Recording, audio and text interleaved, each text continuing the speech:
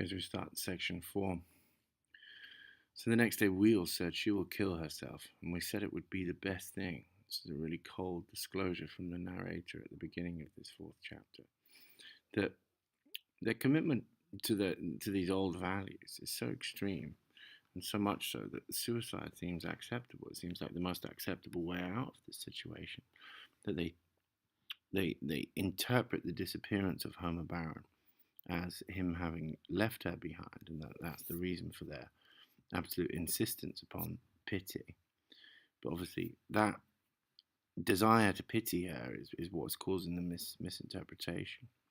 And that at this point in time, they interpret her need for poison as a desire to kill herself, and that they think that's a good solution because it's so shamefully humiliating for someone of her previous social standing to be in the position that she's in.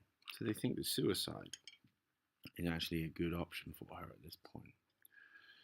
When she'd first begun to be seen with Homer Baron, we said she will marry him. Then we said she will persuade him yet, because Homer himself had remarked he liked men, and it was known that he drank with the younger men in the Elks Club, and that he was not a marrying man. And so the syntax here, I think, is really carefully constructed. The hyphenated sentence that's inserted inside the previous one. Homer himself had remarked that he was not a marrying man as the main sentence, but hyphenated and inserted inside that sentence is this phrase: he liked men, and it was known that he drank with the younger men in the Elks Club. Is the slightly more scurrilous and gossipy vision of the town inside a sentence that is about what Homer describes to the public as the publicly acceptable version of his reasons for being, single and not marrying. And so the syntax here inserts or overlays this perspective of gossip into Homer Baron's own explanation and shows us the way that the town chooses to interpret the scenario and the scenes and the interactions completely differently. Later we said, poor Emily, behind the jealousies as they passed on Sunday afternoon in the glittering buggy. And so again, they're looking at her through the window as she passes on Sunday afternoon. It gives us this suggestion of utter fascination. They don't have anything else to do other than focus on her. Miss Emily, with her head high, and Homer Baron with his hat cocked and a cigar in his teeth, reins and whip and a yellow glove.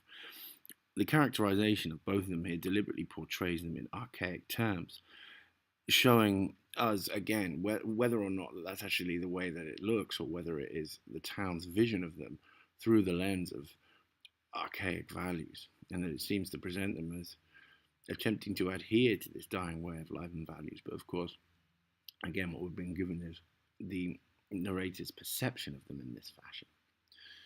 And some of the ladies began to say that it was a disgrace to the town and a bad example to the young people. So again, it's female hostility that begins here. So we can see this suggestion of the way that in these patriarchal value systems, women are forced to turn upon each other.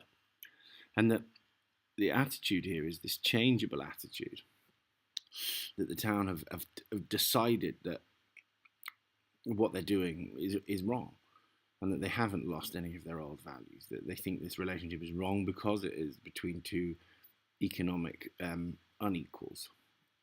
The men did not want to interfere, but at last the ladies forced the Baptist minister to call upon her. So again, there's a sense of religious difference here. The Baptist minister, Emily's people, were Episcopal.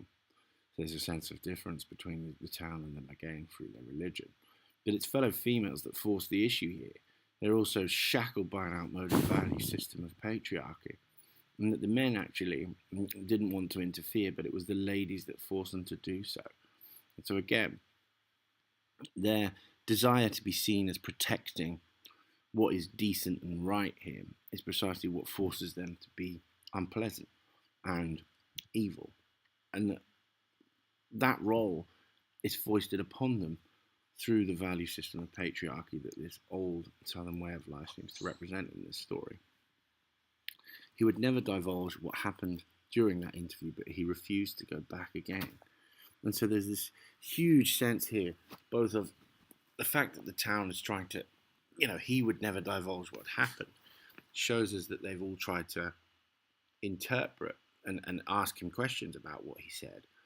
But the fact that he refused to go back again gives us a sense perhaps of her power over him and the fear that she's capable of engendering. But it may also be an ominous example of foreshadowing, that he's actually seen what's inside the house, the dead body, and isn't saying anything about it, isn't doing the right thing. And so there's a sense of mystery about this that reveals a lot about the town and its approach.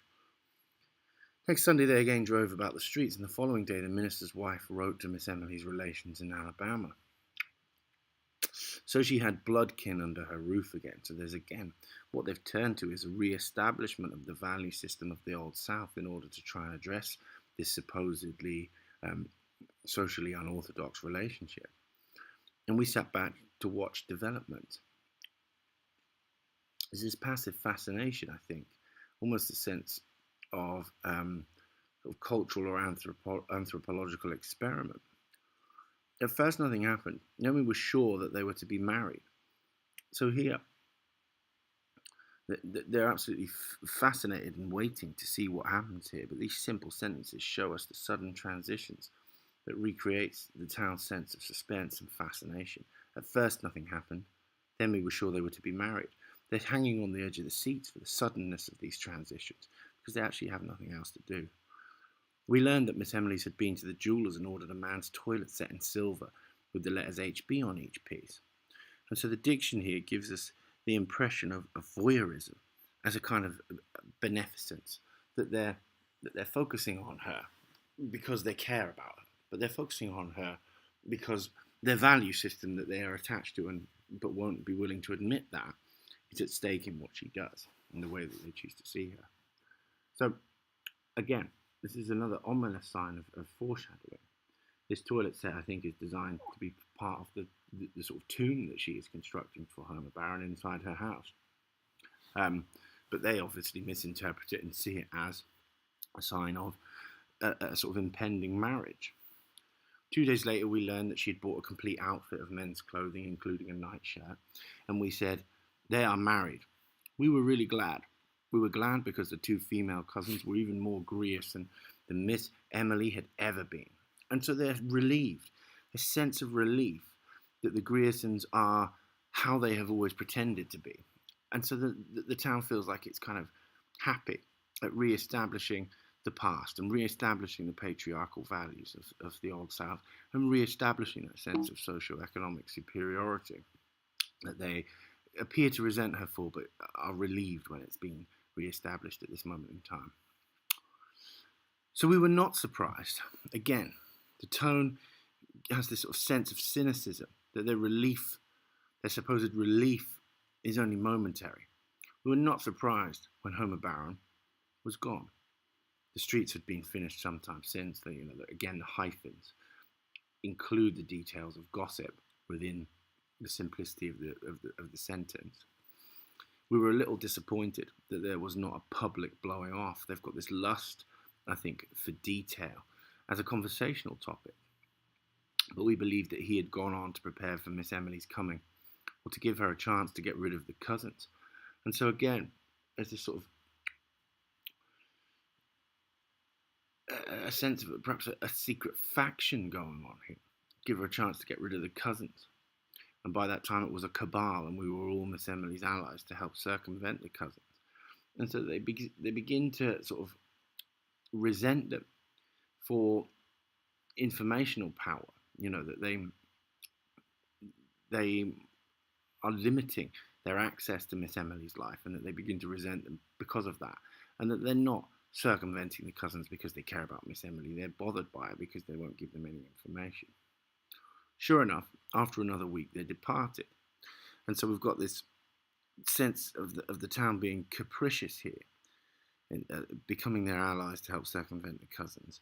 They shift allegiance as the intrigue is centered on those people. And so the town's extremely whimsical and capricious and changes its loyalties. And as we had expected all along, within 3 days, Homer Baron was back in town. A neighbour saw the Negro man admit him at the kitchen door at dusk one evening. And so again, there's a tension, I think, between the certainty of the tone and the limitations of the info. Within 3 days, Homer Baron was back in town, completely certain, declarative sentence. and the information that's produced it. A neighbour saw the Negro man admit him at the kitchen door at dusk one evening. It's gossip that's producing that certainty. And that was the last we saw of Homer Barron and of Miss Emily for some time. And the simple syntax here and diction shows us the lack of critical reflection in the narrative perspective, that there's no real cause for concern in any of these facts. It's just the way it is. We haven't seen him, and then we didn't see her for a while. The Negro man went in and out with the market basket, but the front door remained closed. Again, there's no reflection on the significance of this, but just a recording of the details. Now and then we would see her at a window for a moment, as the men did that night when they sprinkled the lime, but for almost 6 months she did not appear on the streets, so there's no sense of genuine concern for this. It's purely that there's little entertainment to be had from her refusal to be seen in public. And we knew that this was to be expected too, as if that quality of her father which had thwarted her woman's life so many times had been too virulent and too furious to die. And so there's something grimly ironic about this personification here, that the quality of her father which had thwarted her woman's life so many times, that desire to keep her aloof, to keep her superior, and to prevent her from marrying and having a relationship and a meaningful life, has been too virulent and furious to die, has its own power and liveliness, and will refuse to die off. And obviously this personification of that quality in her father is ironic, because its survival is what results in Homer Barron's death. That quality that keeps her aloof is precisely what motivates her to kill him. So his repressive instincts sustain and remain and outlive him in a form of kind of life in death, and that she continues to be dictated to and dominated by that domineering quality that he had. When we next saw Miss Emily, she'd grown fat and her hair was turning grey. And again, her grey hair is this sort of important symbol in the text, because it's the only thing that registers the passage of time. They rigidly remain sort of steadfastly adherent to their vision of her. During the next few years, it grew greyer and greyer until it attained an even pepper and salt iron grey, when it ceased turning. So again, they only noticed change through her hair. Up to the day of her death at 74, it was still that vigorous iron grey, like the hair of an active man. I think that simile there has this sort of vampirical connotation, that she has been sustained through the absorbed life force of the man that she's murdered, Homer Barron. And from that time on, her front door remained closed, save for a period of 6 or 7 years when she was about 40, during which she gave lessons in china painting. So we're now in the realm of roughly 1904 to 1911. She fitted up a studio in one of the downstairs rooms, where the daughters and granddaughters of Colonel Sartoris' contemporaries were sent to her with the same regularity and in the same spirit they were sent to church on Sundays, with 25-cent piece for the collection plate. And so again, their attendance to her china painting classes is as if it is an obligation, that she is a distant idol that is subject to worship. They go to her like they go to church. They have to. They don't get a choice. And again, that china painting is symbolic, I think, of both her economic necessity and of a dying value system, because the art itself is a dying one. Meanwhile, her taxes had been remitted. Then the newer generation became the backbone and the spirit of the town, and we're back in that domain again. And the painting pupils grew up and fell away and did not send their children to her with boxes of colour and tedious brushes and pictures cut from ladies' magazines. The front door closed upon the last one and remained closed for good. And so there's this repetition here that gives us a sense of finality about her isolation, that she is cut off for good once that generation, the children of Colonel Sartoris' generation and her father's generation, have died off. When the town got free postal delivery, Miss Emily alone refused to let them fasten the metal numbers above her door and attach a mailbox to it. This final refusal of modernity, of change, to become an ordinary citizen. I don't want my house to be just a number on a street. I want it to be a house with a name, so that I don't have to take part in ordinary existence in ordinary society. Daily, monthly, yearly, we watch the Negro grow greyer and more stooped, going in and out with the market basket. So there's this passive observance of him here that I think exposes the sham of community spirit that they like to believe in, but is utterly false. Each December, we sent her a tax notice which would be returned by the post office a week later unclaimed. And so she is here shown to be out of the loop of the systems of civilization. And that is precisely what starves her of the vital oxygen for life and the vital oxygen for survival. And that's why she keeps frozen, like she's described in the lines that follow. Now and then we would see her in one of her downstairs windows. She had evidently shut up the top floor of the house, like the carven torso of an idol in a niche. And so that simile again shows us that sense of distance and worship. Looking or not looking at us, we could never tell which. There's this sense of fear and disengagement and ambiguity about her interaction with them. But their fascination with her never changes. Again, the hyphenated sentence here includes that ominous sign of what she's done and foreshadows the conclusion. She'd evidently shut up the top floor of the house.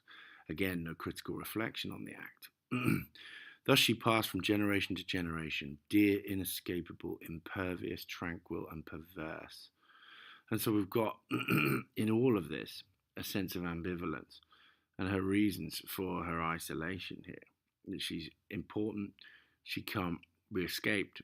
She sort of looms over the town like a god.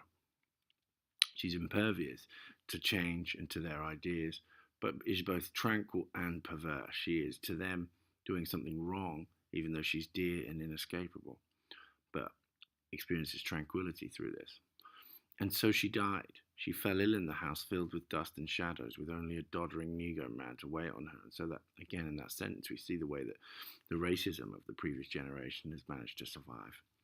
We did not even know she was sick. So there's this sense of distance here that they had no idea that she'd even had anything wrong with her, in spite of the fact that she's inescapable and that they're constantly fascinated with her. We'd long since given up trying to get any information from the Negro. Partly their own petty racism probably prevents them from gaining actual valuable information from her. He talked to no one, probably not even to her, for his voice had grown harsh and rusty as if from disuse, and it seems as Tobe himself is infected with the decay that fills the house. And she died in one of the downstairs rooms in a heavy walnut bed with a curtain, her grey head propped on a pillow, yellow and mouldy with age and lack of sunlight. The setting there becomes like a tomb and is deathly, and I think foreshadows the revelation in this final section.